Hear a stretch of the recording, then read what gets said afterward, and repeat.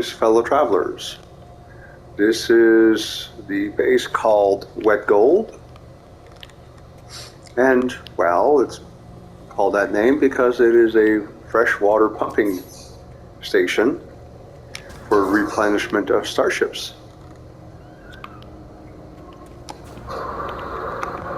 So, it's originally was built as a 4 landing pad structure with a short-range teleporter bridge, I should say, to the monolith over there. But one time I had a Nexus mission for an underwater construction, and kind of ballooned out from there. So I've recently completed the storyline mission that involves trying to track down the survivors of a freighter crash, and most of it is underwater. Ended up using a Nautilon, and I didn't feel like leaving a little submarine middle of the ocean of my home world, and the only way to have it somewhere specific was to, well, install the exocraft launch platform somewhere specific. Well, what more specific than a base called Wet Gold that's a freshwater pumping station. Now, I won't say that there's fresh water to begin with, but desalination plant and all that, I mean, can't see through the window. No, it's not rendering. But yes, you would see the water viewport there and a couple of computer readouts. Same thing at this location. Computer readout, power source, a couple of hazard lights to prevent accidents. And that would be the emergency outflow. But yes, it tunnels through the rock, goes up, and ends up at the 6 bubbling vats. So not the 6, the 4 bubbling vats.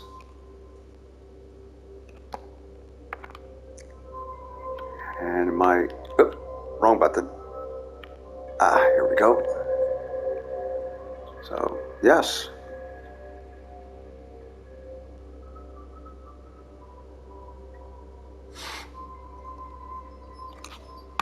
There's a certain haphazardness to it, which makes sense both in the real world, built in 3 different sequences, and in the story behind it, where, well,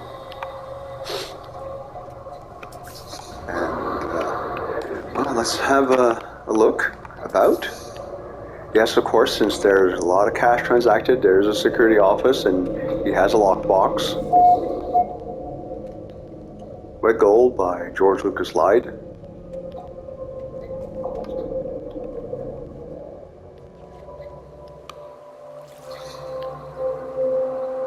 And yes, now,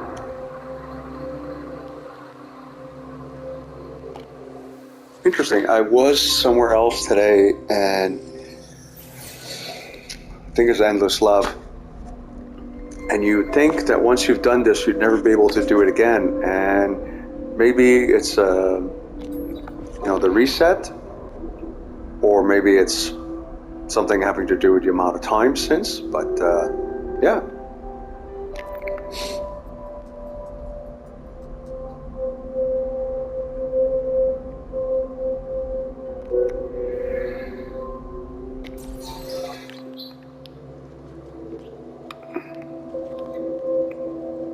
Trade ship. And yes, I have a tendency of not walking into the teleporter, but across. So I've actually started putting fences to sort of guide people. This one doesn't have a fence, but kind of has a laneway. This one goes down, and sadly, the game just doesn't allow you to keep water out of stuff. Very annoying. So this would be the water purification pumping water out of the, well, the lake, the ocean. Little surveyor droid making sure that what's coming out is okay and the place isn't melting down or anything like that. I did add him today. Added the monitoring station here and the laboratory. Now, this room is made out of cuboids, and I believe that's part of the issue we're facing here. Not sure exactly why, but this room here, well, not a room, I put a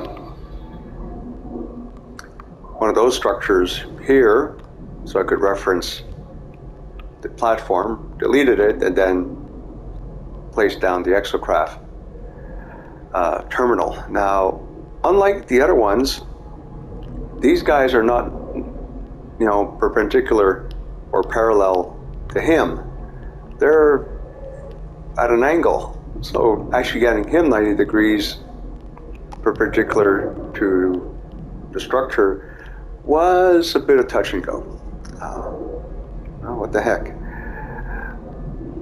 Now, the structure here was pretty much the same arrangement as here.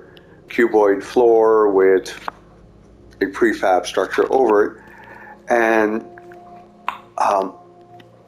the teleporter was above. And since I couldn't keep the water out of the bedroom, I deleted the cuboids, and when I put in the prefab structure, somehow the roof didn't disappear. You didn't have a flat roof matching the flat floor of the structure above with a hole in the middle. So the teleporter was half in the floor, and there was no access to the floor above. So I just deleted it for, you know, circular one-story structure, which matches up a little bit more to the Nautilon launch pad. So lockers, more lockers, bed. DVD collection, well, I guess they haven't brought it yet. And yeah, kind of missing the TV, but not sure exactly where to put it.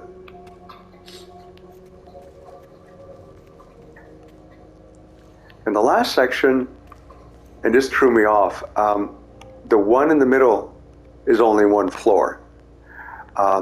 So as I was doing this, I put 20 below, 30 above, for a total of 50, and then I get here and it's like, oh, wait a minute, I can't do that because it's not there, and if I tried to put it there, it'd be half in the hillside. So let's see if it's going to give me 50 or just 30.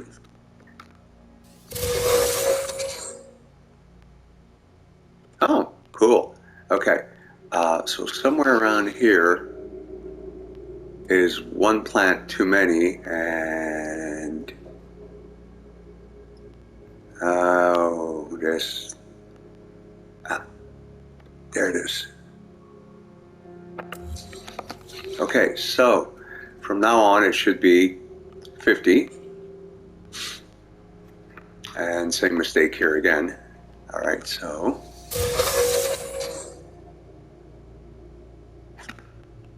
all right, not bad. So let's see if I can. All right, we are seriously in business. So anytime I visit here, I can just pick up 50.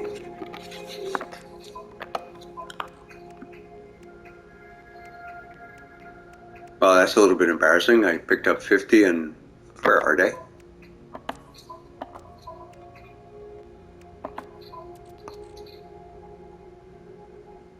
Okay, well, that's good, because for a second there, sorry about that, still have a cold. Yeah, for 1 second there I was going, wait a minute, it worked, why is it not working? And yeah, that would be it.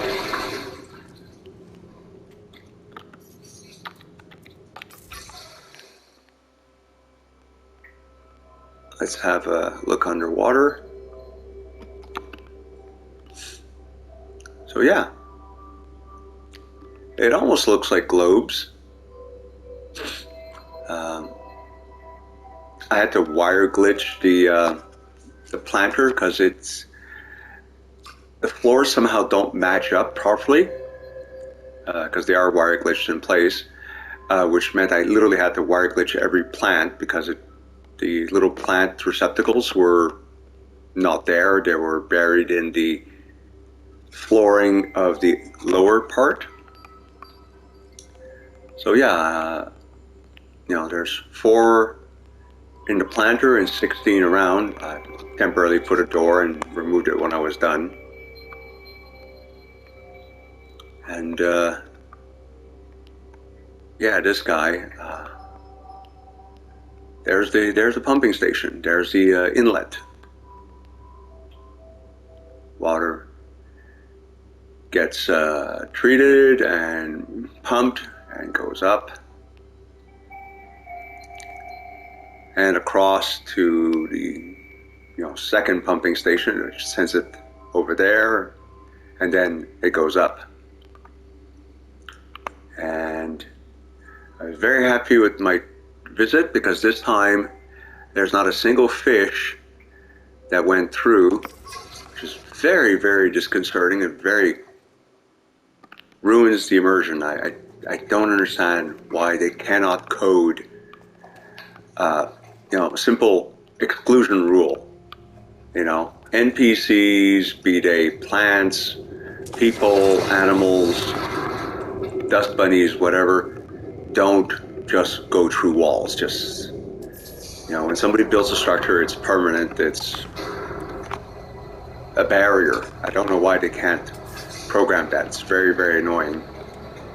Nothing ruins the immersion like having built a beautiful building and watching some animal swim through the floor because he's walking on the ground and his back and his head are emerging out of the ground. So that constitutes, I guess, my obligatory criticism of the game. And yeah, I installed these guys just earlier because I wasn't paying attention to where I was going and I managed to fall out. So yes, 4 pumping stations. And your starship lowers a coupler, some piping, whatever, and press here and water goes up. And that's all she wrote. Now, can't say I've given any thought to it, but probably in the mountain, somewhat hollowed out, would be some large tanks. Because, well, when you're measuring the volume of water in Ks, thousands of liters, that starts being some serious amount of water.